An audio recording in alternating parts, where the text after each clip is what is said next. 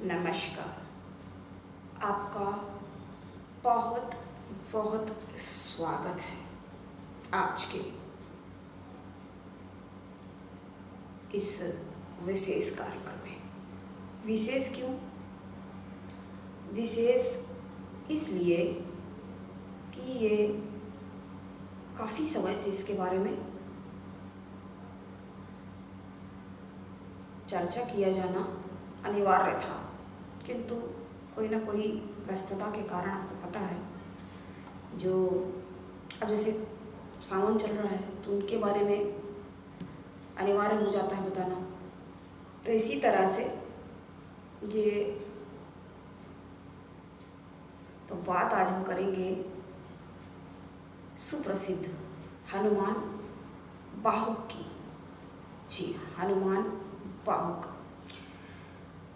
गोस्वामी तुलसीदास कृत, तुलसीदास जी के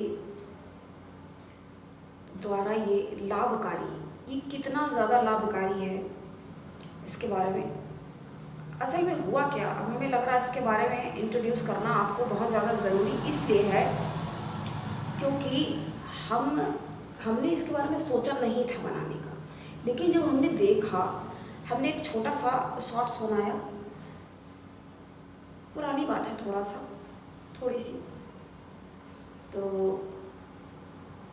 मतलब हमें इतना नहीं था पता की उम्मीद, तो वो सबसे ज़्यादा आराम से आप लोगों ने, आपका तहे दिल से शुक्रिया अदा कर रहे हैं, धन्यवाद आपको हम प्रेषित करते हैं और शुक्रिया कहते हैं आपको अनेक अनेक धन्यवाद कि आपने इतना उसको पसंद किया कि हम स्वयं ही अंतःप्रेरणा से बनी। हमें लगा कि इसके बारे में थोड़ा बृहद बात थोड़ी सी तो होनी चाहिए। वो मात्र 30 सेकंड का शॉर्ट्स है और उसके 1000+ व्यूज़, 1000 के भी हमने देखा तो 1200+ व्यूज़, मतलब आप पसंद कर रहे हैं उसे और अपना प्यार दे रहे हैं, और वो इसी तरह से ऊंचाइयों पे, मतलब मेरी तो दृष्टि ही उधर नहीं पड़ी क्योंकि वायरल हो रहा है। हमें बाद में पता चला भी जब हमने खुद ही देखा, क्योंकि बताया नहीं हमें किसी ने भी, और कौन बताएगा, सब अपने में व्यस्त रहते हैं। तो फिर हमें लगा कि हमें इसके बारे में बात करनी चाहिए क्योंकि ये काफ़ी नहीं जानते लोग कि हनुमान चालीसा हो गई, ये शिव चालीसा, दुर्गा चालीसा, इनकी तो देखिए बात कॉमन सी होती है, इनके बारे में बात होती है और सब लोग लगभग जानते हैं, और ये कितना लाभकारी है तो इसके बारे में कभी कोई ज़्यादा बात नहीं हुई, तो हमने छोटा सा ही बनाया। तो आपका आभार, आप इतना आगे बढ़ा रहे हैं, इतना पसंद कर रहे हैं, तो हमें उम्मीद नहीं थी, इसलिए अब हम फिर से प्रेरित हुए इसके बारे में बात करने के लिए। तो आज हम बात, इसलिए विशेष है ये कार्यक्रम, आपके लिए भी हमारे लिए भी, क्योंकि उसमें इतना एक्सप्लेन तो हमने किया नहीं है, तो इसमें आज हम आपको बताएंगे। तो हनुमान बाहुक ये कब और क्यों निर्मित हुआ? तो तुलसीदास जी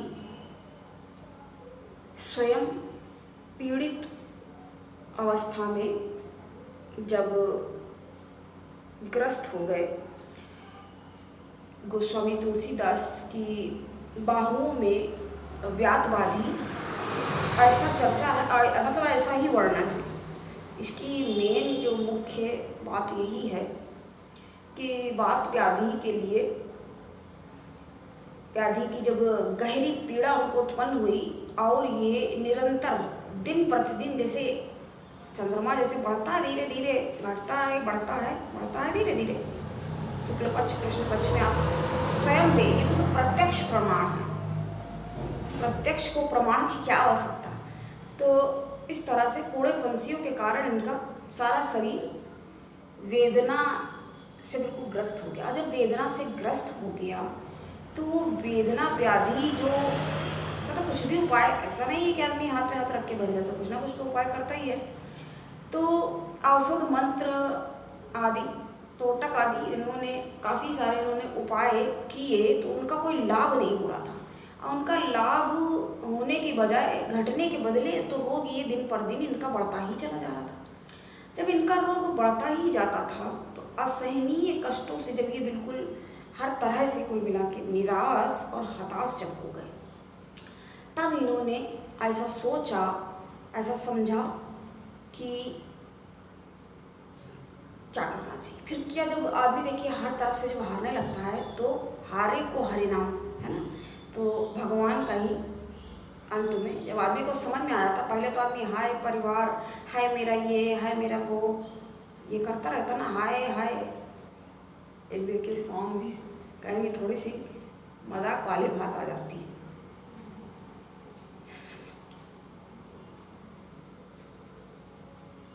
आपको याद है कौन सा सॉन्ग था हमने?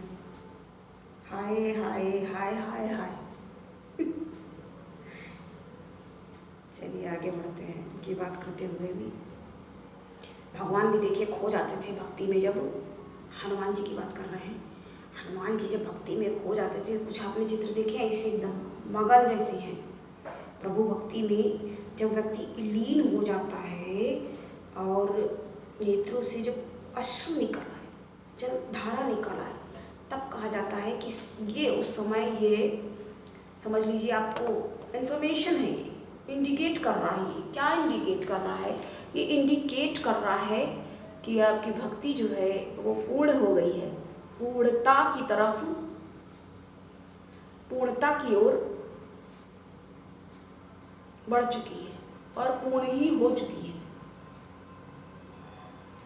तो हम इसके बारे में बात कर रहे थे, जब भक्ति मतलब भगवान और भक्त।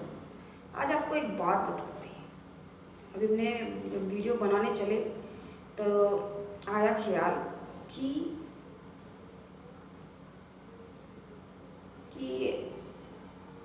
आपको यदि किसी भी पूजन से, किसी पूजा से ज़्यादा लाभ लेना है तो एक पहला नियम थोड़ा सा आप इसको अपने उसमें शामिल कर लें। जब उसमें शामिल आप कर लेंगे तो क्या हो जाएगा कि आपकी आदत में बन जाएगा, ये दिनचर्या में ये चीज़ शामिल हो जाएगी। दिनचर्या में ये बन जाएगा कि आप उसको ऐसे ही करें। क्या? लय से करने का प्रयास करना चाहिए। लय से करने से क्या होगा? ज़्यादा लाभ होगा, अधिक लाभ होगा। अब हमसे किसी ने पूछा कि ये कैसे करना चाहिए, क्या नाम है कि ये उसका पाठ जो है, पूछते रहते हैं ना लोग कि ये किस प्रकार किया जाए, किस प्रकार। और एक बात आपको हम बताएंगे, जो बतानी थी बात रही गई, कि भगवान को सर्वाधिक प्रिय क्या है। ये बात हम पहले अपने वीडियोस में आपको बता चुके हैं, जिसमें हमने आपको, पता नहीं आपने देखा नहीं देखा, इससे कहते हैं जो आप देखिए जा करके 300 के ऊपर हो चुके हैं, तो आप देखिए उनको, जो आपने नहीं देखा। भगवान को सर्वाधिक प्रिय होती है अपने शिष्य की, अपने भक्त की, क्योंकि भक्त ही भगवान के बच्चे की तरह होते हैं। सारे ही भगवान की सृष्टि जब बनाई हुई है तो सारे ही भगवान की ही संतान हैं। जब भगवान की संतान हैं तो जो असली माँ बाप होंगे, हम यहाँ टॉक्सिक और नार्सिसिस्ट की बात नहीं करेंगे, वो तो खुद ही कंपटीशन किया करते हैं।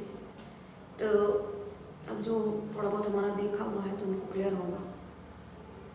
तो जो माँ बाप होंगे और गुरु होगा, असली की बात हो रही है यहाँ पे। द्रोही, जो द्रोह और डाह रखते हैं, ईर्ष्या द्वेष से ग्रस्त हैं, उनकी बात नहीं हो रही है। पहले क्लियर कर दिया हमने यहाँ पे, एम आई क्लियर? उसकी बात नहीं हो रही है। तो जो अच्छे वो होंगे, माँ बाप होंगे, तो अपनी प्रशंसा में उनको अच्छा लगता है, ठीक है, लेकिन अपने जब कहीं बच्चे की, अपने भक्त की जब प्रशंसा होती है तो उनको अनन्य बहुत ज़्यादा खुशी हो जाती है। जो उनको प्रशंसा में इतनी खुशी होती है तो वो लेवल वहाँ पहुँच जाता है, ऊपर चला जाता है, बहुत ज़्यादा ऊपर। तो क्यों हमने आपसे कहा था कि सूर्य देव के सामने, सूर्य देव के समक्ष आप हनुमान चालीसा का पाठ करें, क्योंकि हनुमान जी जो हैं वो सूर्य देव के शिष्य हैं। उनने उनसे कहा कि हमें शिष्य बनाइए, प्रार्थना की, काफ़ी हट किया, तब उन्होंने उनको बनाया। तो उन्होंने कहा हम तो पूरे समय यहाँ पे चलते ही रहते, तो कैसे, तो उड़ते हुए उन्होंने शिक्षा ग्रहण की। तो जब हनुमान चालीसा उनके सामने पढ़ी जाती है तो वो सूर्य नारायण और गदगद हो जाती, प्रसन्न हो जाती। ये चीज़ हमने आपको पहले बताई है, फिर से यहाँ पे बता दिया। तो संकट के समय में यदि हनुमान बहुत पेनफुल से आते हैं, इसके लिए ही आज हमने ये निर्मित किया ये वीडियो कि आज इसके बारे में हम कई दिनों से सोच रहे थे कि हमें आपको बताना है। कई दिनों से विचार था, ये विचारशील, विचाराधीन था, जैसे कोई संसद में कहाँ से कहाँ की बात आ जाती है निकल के। तो जब जाता है समक्ष, उसके बाद प्रस्ताव पारित होता है और किस तरह से, अब आप कहोगे कि हमें कैसे, तो जब ये अर्थव्यवस्था, इकोनॉमिक्स की पढ़ाई भी की जाती है और किसकी भी थोड़ा सा बताना पड़ जाता है। आपको ख्याल आए तो उससे पहले ही हम आपको थोड़ा सा दे देते हैं हिंट और जवाब। और संविधान संशोधन किस तरह से होता है, बिल पारित किया जाता है ना, ये जब पास हो जाता है, तो हमने इसकी पढ़ाई की है। तो इसी वजह से ISPCS की क्लासेस की, तो ये सारी पढ़ाई समझ लीजिए करनी पड़ती है। हिस्ट्री, ज्योग्राफी और हिंदी, इंग्लिश, ये तो मतलब है ही। और हिस्ट्री भी कौन सी, एंशिएंट, मध्य, मिडिल वाली और मॉडर्न, इसको हिंदी में कहेंगे आधुनिक भारत का इतिहास और प्राचीन भारत का इतिहास और मध्यकालीन भारत का इतिहास। तो मध्य में तो मुगल वाला हो गया सारा, और इसके बाद अब देखिए थोड़ा सा इसका भी हमने बता दिया, आपको इंट्रोड्यूस कर दिया। बात बताने का मतलब ये है कि आपको भी रहे इन्फॉर्मेशन। जैसे मान लीजिए कोई सोच रहा हो सिविल सर्विसेज में ट्राई करने जाने का, तो हम हनुमान बाबू की बात कर रहे थे, उस पर हम इस टॉपिक से हटे नहीं हैं, बता रहे हैं आपको। तब इन्होंने इसको, देखिए कोई भी चीज़ विचाराधीन होती है, उसके बारे में हमने बताया ना कि हमने कैसे ये विचार किया, तब ये स्वप्रेरणा से, अंतःप्रेरणा से। क्योंकि जब भी आदमी अपने मन से कोई काम करता है तो वो ज़्यादा सही होता है। और जो लोग देखिए दूसरों के ज़्यादा चक्कर में पड़े रहते, तो वो जिंदगी भर दूसरों के ही, जिंदगी भर क्या वही मतलब हो गया, काफ़ी समय अगर आपने लगा दिया दूसरों में करके, तो वो उसमें ही निरर्थक, और निरर्थक ही तो है। आदमी कमाता है तो क्या मतलब, कमा करके हमने ये रखा है, ये लो भाई दूसरों ऐश करो, लेकिन सोचता आदमी क्या है जब भी कुछ करना होता है। इसका ये मतलब नहीं है उनको त्याग दिया जाए, लेकिन यहाँ सही और गलत का निर्णय जो है दोनों का, ये समझना अनिवार्य होगा। तो कई बार हमसे बताइए उम्र में बड़े हैं, बड़े लोग भी आ जाते हैं कुछ पूछने, उनको जवाब देना पड़ता है, और उनके तो जवाब भी भ्रमित हो जाते हैं।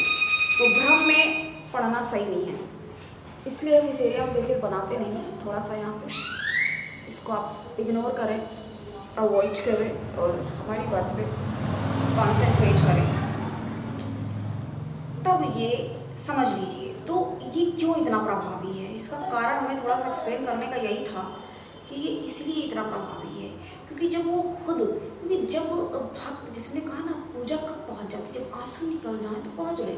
अब वो खुद इतना व्याधि समझ लीजिए जब ग्रस्त थे, तब उन्होंने शोकाकुल हो रहे थे, तब उन्होंने इसका निर्माण किया। ठीक है, तो संकट के समय में ये बहुत साध्य है, इसको साध्य लेना चाहिए।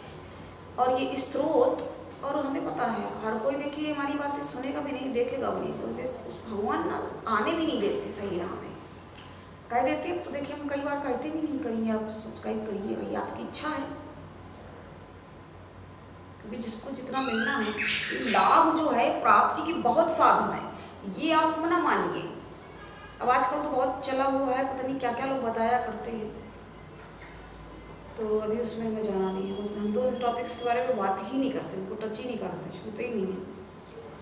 तो श्रद्धा विश्वास पूर्वक जब पाठ, हम हमेशा क्या कहते हैं, विश्वास फलदायक ज़्यादा करके बोलते हैं, मतलब बहुत ज़्यादा नहीं, लेकिन हाँ कई बार हम बोल चुके हैं इस बात को। रिपीट करने का ये मतलब नहीं होता कि आपको उस बात को बोल बोल के तकिया कलाम जैसे बोला जाता है, जुमला बन जाए कि हर समय बोल रहे हैं। लेकिन जैसे किसी ने नहीं देखा है हमारा वीडियो, मान लीजिए पहली बार ही हमारे चैनल पर क्लिक करके आया है, तो उसको तो बताना पड़ेगा क्योंकि उसने तो पिछले में देखा ही नहीं है। इसलिए थोड़ा सा इंट्रोड्यूस करना तो ज़रूरी हो जाता है और ये इम्पॉर्टेंट बहुत है, इसलिए हम आपको बताते हैं। तो सभी राम भक्तों के लिए ये परम आनंददायक है, क्योंकि राम की भक्ति, राम को प्रसन्न करना है तो हनुमान जी का नाम ले सकते हो। और हनुमान जी को अगर प्रसन्न आप करना चाहते हैं, अगर, तो आप आराम से राम का नाम लीजिए। ओम रामाय नमः, ओम हनुमंते नमः। ये हनुमान जी का मंत्र है।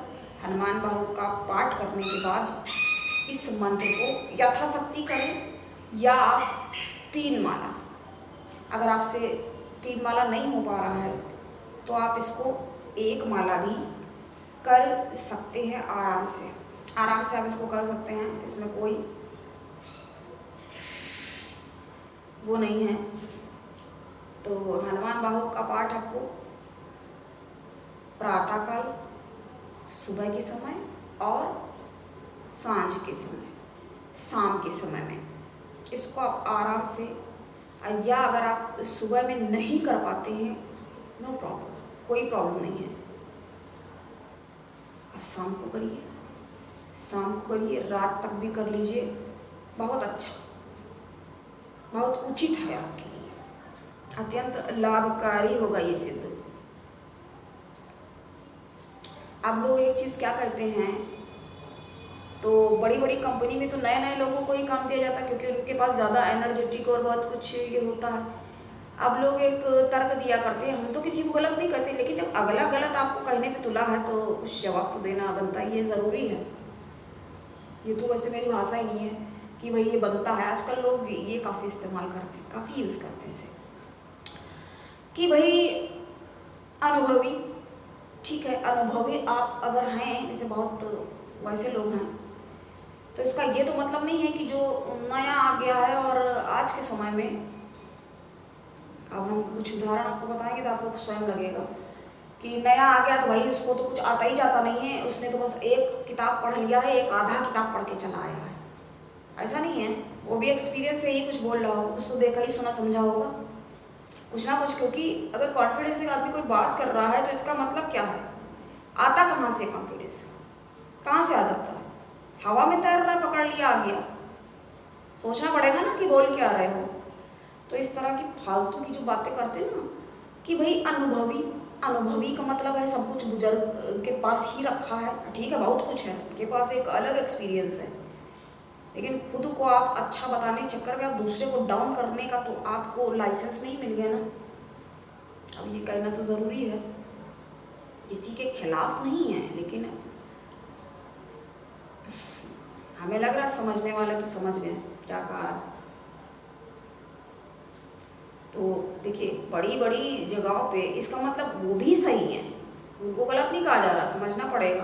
अब आजकल आप देख लीजिए 2 साल के बच्चे को, 3 साल के बच्चे, देखिए अभी हम आपको एग्जाम्पल, आपको यकीन ही नहीं होगा, एक छोटा सा बच्चा है, छोटी बच्ची, बच्चे लड़के चाहे बच्चों की कोई वो नहीं बात, कोई सा भी बच्चा, अब हमें देख लेगा, छोटा बच्चा है, बताइए उसको ये कंपैरिजन और क्या क्या कर रहा है, देखेगा भाई दी के पास ये ड्रेस है, ऐसा मुझे चाहिए, दी का चप्पल ऐसा है, सैंडल ऐसा है, मुझे चाहिए, डिमांड कर रहे हैं। तो आजकल के बच्चे 21वीं सदी और पीढ़ी के बच्चे कैसी नए बच्चे हैं, बहुत ज़्यादा एनर्जेटिक तो सारे बच्चे देखिए होते ही हैं, और लड़के भी छोटे छोटे बच्चे ऐसी बातें करेंगे, ऐसे तर्क निकालेंगे, अगर हम बताने बैठ गए आपको तो आप कहोगे कि आपको बताइए ऐसे बच्चे आपसे ऐसी बातें करते हैं, बिल्कुल फ्रैंकली बात करते हैं और क्वेश्चन करेंगे, दी ये क्या है और कैसे है,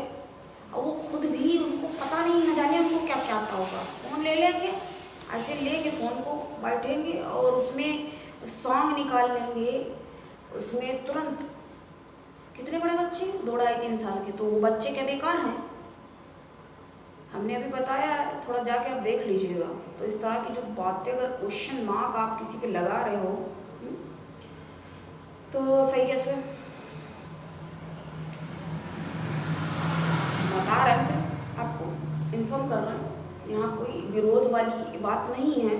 तो आप अगर आप किसी को एक्सेप्ट नहीं कर रहे हो, आप समझ नहीं रहे हो, तो गर्मी देखिए कितनी ज़्यादा होने लगी है। तो कई बार तो देखिए बनाना कितना मुश्किल हो जाता है व्यस्तता के कारण, अन्य बहुत सारे। लेकिन हमें लगता है कि आपको एक दो तो हम बात कर रहे थे एक्सपीरियंस की। तो पिछले लोग देखिए थे, पहले कुछ ये सब नहीं था, तो क्या वो लोग अपने हिसाब से वो लोग भी रहते थे, और देखिए तरक्की करते करते कहाँ के कहाँ आ गए। अभी छोटा बच्चा मोबाइल जो चला के रख देगा, तो बड़े बुजुर्ग को उसके बारे में, कुछ फीचर्स के बारे में पता ही नहीं होगा। आईसीसी नई नई चीज़ें आ रही हैं, तो क्या वो बड़े बुजुर्ग बेकार हो गए? नहीं, वो भी नहीं बेकार हो गए। उनका महत्व एक अलग है, यहाँ समझाने का मतलब ये है।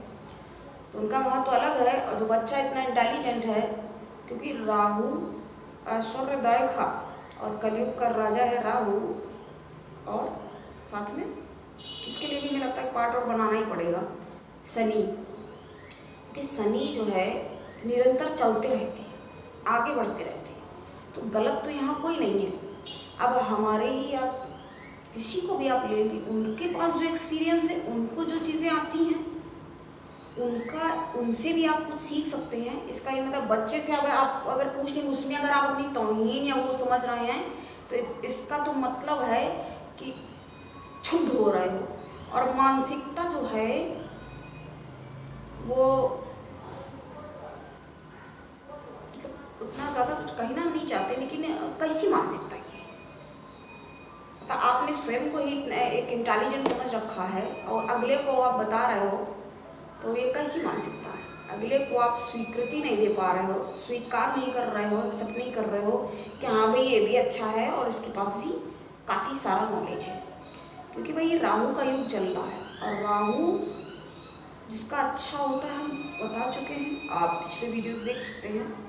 तो काफ़ी नॉलेज और काफ़ी ज्ञानी किस्म का राहु है। कहते हैं क्या कई बार राहु ही बृहस्पति है, बृहस्पति राहु है, ये भी कहा जाता है। तो जो लोग कहते हैं कि राहु और बृहस्पति का गुरु चांडाल योग हो गया, कुछ भी देखे लोग बोलते हैं, कौवा कान ले गया भागे, आता जाता कुछ नहीं है। कुछ लोग तो अपने को ज्ञानी दिखाने के लिए अपने तो बड़े अच्छे बता देंगे, भाई मेरा तो ये लग्न में हमारे बैठा हुआ है गुरु, और हम तो है वहाँ ज्ञानी, और हमारा पता नहीं क्या, और तुम पता नहीं क्या हो, दूसरे की बुराई शुरू कर देंगे। कई बार पता क्या होता है, जब लोगों को कुछ नहीं मिलता कहने, और अच्छे को बहुत ज़्यादा अगले में दिख रहे होते हैं, तो उसको तो कुछ नहीं, उसको मान्यता तो देना, मान्यता नहीं दे रहा ना, इसका मतलब ये हुआ, मान्यता नहीं देते हैं और अपना बखान शुरू कर देते हैं। तो इसको क्या कहेंगे? हाँ, एक हमारे यहाँ एक पंडित ऐसे मिले ही होंगे ना हमें, ऐसे थोड़ी किसी के लिए कुछ भी बोल दिया, और हम लगते हैं क्या कि हम ऐसे ही किसी को कुछ भी बोल देंगे। देखिए कहाँ की बात होते हुए थोड़ा सा बताना ज़रूरी था। हम कोई क्रोध में या तैश में नहीं आ रहे हैं, लेकिन जब गलत चीज़ें सामने आती हैं तो कैसा लगेगा? आहत तो आदमी होगा ही ना, अब इंसान है तो हम भी इंसान ही, तो आहत तो होगा कि बताइए। ऐसे लोग अपनी मात्रा और अपना नॉलेज और भगाड़ने के लिए, ठीक है नॉलेज है, पर अपने को जब सही और अपनी तुलना, क्योंकि तुम कंपैरिजन कर रहे हो, मतलब तुम क्या हो, कौन से लेवल पे हो, ये कौन सी तुच्छता का लेवल है, यही सिर्फ कह सकते हैं। बस यही से बात खत्म करके हम बात अनुमान भाव की कर रहे हैं। तो आपको करना है किस तरह से, हमने आपको बता दिया कि कौन सी परिस्थितियों में इसका निर्माण हुआ है, और ये क्यों इतना बहुमूल्य और इतना ज़्यादा प्रभावशाली और प्रभावी क्यों है ये, तो इस कारण है ये। सिंधु तरन सिय सोच हरन, ऐसे लय से आपको कहना। रवि बाल बरन तनु भुज विशाल मुअति कला, कालहु को काल जनु। हाँ, तो ऐसे आपको भुज विशाल मूर्ति कला, मूर्ति कराल, सॉरी वर्ड में डिस्टर्बेंस हुआ। तो जितने देखिए सही, अगर आप देखिए हमने संस्कृत में ये थोड़ा सा आपको बता दिया, तो ये इसको छप्पा कहा गया है। और यदि आप इसको नहीं कर पा रहे हैं इस तरह से, क्योंकि इस तरह से जब करते हैं तो बहुत ज़्यादा प्रभावी, हम यहाँ हर तरीके से बता रहे हैं ना। तो हमसे, हाँ, एक दर्शक ने हमसे पूछा कि ये मैडम कैसे करना है हिंदी में, क्या इसको कर सकते हैं? बिल्कुल कर सकते हैं, अवश्य कर सकते हैं। अगर आपसे संस्कृत में नहीं हो पा रहा है, हमें आपको एक लाइन बता दिया, 2 लाइन जरा सा इस तरह से करेंगे आप। और अगर आप नहीं कर पा रहे हैं, नो प्रॉब्लम, कोई बात नहीं है इसके लिए, क्योंकि इसमें ना थोड़ा इसलिए बताया जाता है, जैसे ये है, ऐसे करने से संस्कृत में ये ज़्यादा प्रभाव करता है। हिंदी में प्रभाव, ऐसा नहीं है कि हिंदी में प्रभाव नहीं देगा, हिंदी में भी प्रभाव होगा, लेकिन थोड़ा सा, बस थोड़ा सा ही, थोड़ा सा अंतर तो हो ही जाता है ना। अब जिसकी देखिए जो भाषा है, ऐसे समझ लीजिए जिस जगह की जो भाषा, उसमें आप बात करेंगे, अपनी भाषा का एक अलग ही आनंद है और उसका महत्व है। और जब दूसरे में आप जा करके बोलेंगे तो, है ना, तो ये हो जाता है। ये आपको, इसको हमें लग रहा है आपको, अगर नहीं, हम एक बार सोच रहे हैं इसको पूरा हम आपको करके बना ही देंगे, तो आपको जब भी आप उसको लगा के आराम से सुन सकते हैं, और उससे भी आपको पर्याप्त लाभ हो जाएगा। स्वयं नहीं कर पा रहा तो सुन तो रहे हैं, सुन लिया आपने। तो आज हमने इसके बारे में बात की, हनुमान वाहक इतना प्रभावशाली, तो लीजिए ना लाभ, तो लाभ लीजिए इसका। और आज के लिए इतना ही। नमस्कार। जय बजरंगबली, जय बजरंगबली, तोड़ दे दुश्मन की नली। तो ये रोग व्याधि के लिए बहुत आप करके देखिए और हमें बताइए इसका लाभ अवश्य बताइए। ओम हनुमते नमः। जय बजरंग।